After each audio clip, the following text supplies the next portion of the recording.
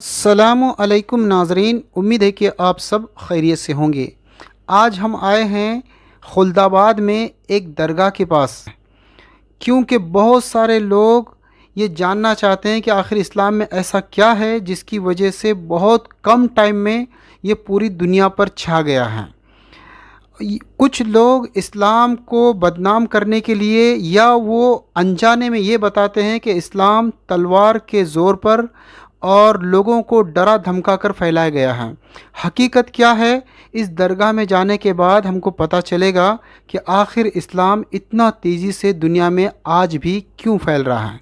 चलो तो हम इस दरगाह में जाके देखते हैं। ये पुरानी इमारत है और इतने सारे इसके चारों तरफ रूम्स बने हुए हैं। इसका मतलब ये कि इस दरगाह में इतने लोग उस ज़माने में आते होंगे इन अल्लाह वालों के पास, ये सूफ़ी लोगों के पास। देखिए, एक गेट हम पास करके अंदर जा रहे हैं और यहाँ जाकर भी आप देखिए अभी दरगाह काफ़ी अंदर है और ये चारों तरफ लोगों को रहने के लिए ये कमरे टाइप बना हुआ है। यानी कितने लोग उस ज़माने में इन अल्लाह वालों के पास आते होंगे। और ज़ाहिर है कि जो आने वाले लोग थे 700-800 साल पहले, वो ज़ाहिर है कि मुसलमान नहीं थे, बल्कि वो गैर मुस्लिम थे। जो इनके पास इतने लोग आते थे तब तो उनका इतना बड़ा इंतज़ाम किया गया है। देखिए, यहाँ पर भी कुछ रहने की जगह है, यहाँ पर भी उनकी खानका टाइप कुछ रहने की जगह है। और इसके और आगे अगर हम देखते हैं तो यहाँ पर मस्जिद है। जब वहाँ पर मुसलमान सूफ़ी संत होंगे और तो वहाँ पर मस्जिद तो होगी ही, क्योंकि वो उनका मकसद यहाँ पर हुकूमत करना नहीं था, बल्कि लोगों को दीन सिखाना था, इस्लाम उनको बताना था। आज हिंदुस्तान में इतने मुसलमान जो हैं, ये सब डरा धमका के नहीं हुए हैं और ना ही तलवार के ज़ोर पर हुए हैं।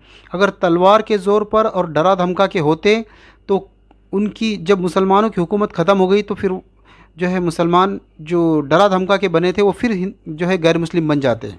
देखिए, मस्जिद है, उसी ज़माने की है ये। और देखो यहाँ पर क्या क्या है। और थोड़ा हम आगे जाएंगे, मस्जिद में देखो काफ़ी बड़ी मस्जिद है ये। 300 उस ज़माने के एतबार से अगर हम सोचा जाए 700-800 साल पहले के हिसाब से, तो ये मस्जिद काफ़ी बड़ी है। यानी इतने लोग उस ज़माने में इनके पास आते थे। और देखिए आगे यहाँ पर भी कुछ मज़ारें हैं, हो सकता है उस ज़माने के लोगों की होगी।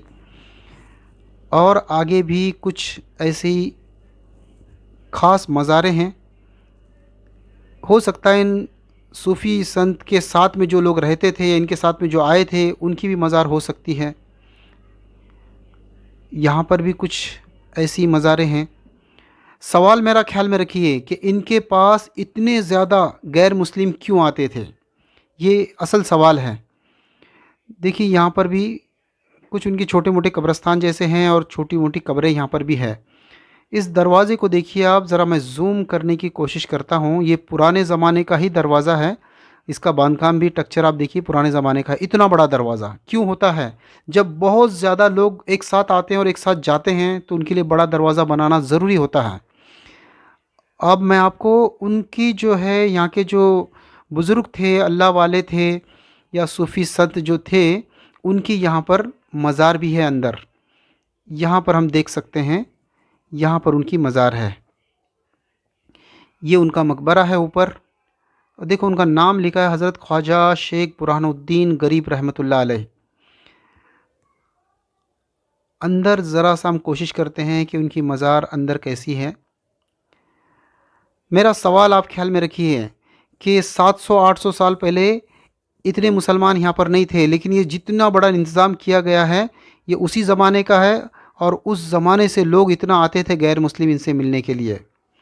ये देखिए ऊपर कैसे छत बना हुआ है और जो है ये उनकी मज़ार है। और आगे हम देखेंगे यहाँ पर उनके ज़िंदगी के मुतालिक कुछ बातें लिखी, वो कहाँ से आए थे और क्या उनका जो है शजरा था वो लिखा हुआ है। देखिए, यहाँ से कुछ लोग उनके पास अब भी आते हैं और अब भी गैर मुस्लिम भी आते हैं इनके पास।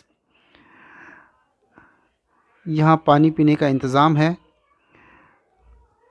यहाँ से हम अंदर आए थे दरगाह के अंदर। अब आपने पूरी दरगाह देख ली है तो असल मौजू पर हम आते हैं कि आखिर इन सूफ़ी संतों के पास और अल्लाह वालों के पास, बुज़ुर्गों के पास इतने सारे लोग क्यों आते थे और क्यों जमा होते थे, और ये कैसे उनको आने देते थे। असल बात मैं आपको जो बताना चाहता हूँ ये कि इस्लाम में सारे के सारे इंसान जितने भी हैं, गोरा हो, काला हो, गरीब हो, अमीर हो, या कोई भी इलाके का हो, कहीं का भी हो, सब के सब आदम की औलाद कहलाते हैं। आदम ये पहले इंसान है दुनिया में जिसको अल्लाह ने दुनिया में भेजा था, आदम और हव्वा को, और उनके ज़रिए से पूरी दुनिया बनी है, यानी उन्हीं की औलाद हैं।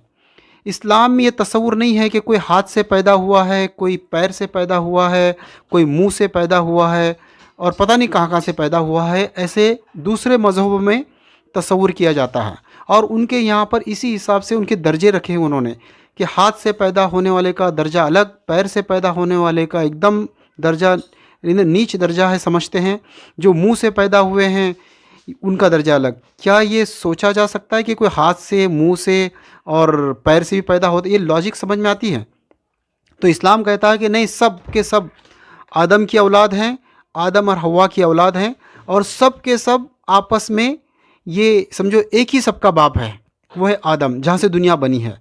तो सब सरीके हुए, इसमें कोई ऊंच और नीच नहीं है, कोई इसमें छोटा बड़ी जात पात का मसला नहीं है। तो इस्लाम में सबको बराबरी का दर्जा है। ये तसव्वुर होने की वजह से ये सूफ़ी संत भी सबको अपने पास आने देते थे, और सब लोग इनके पास आते थे, और ये लोग उनसे सबसे बराबरी का मामला करते थे। ऐसा नहीं कि आप मुझे टच नहीं कर सकते, आप मेरे पास आ नहीं सकते, आप जो है मज़हब सीख नहीं सकते और मेरी बराबरी नहीं कर सकते, मेरे बराबर बैठ नहीं सकते, मेरे साथ खा नहीं सकते, आपका दर्जा अलग है, आप नीच है, मैं ऊंच हूँ।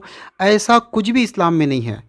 यही एक ख़ास बात बनाती है कि दुनिया के बड़े बड़े इलाके में लोग मुसलमान हो गए हैं।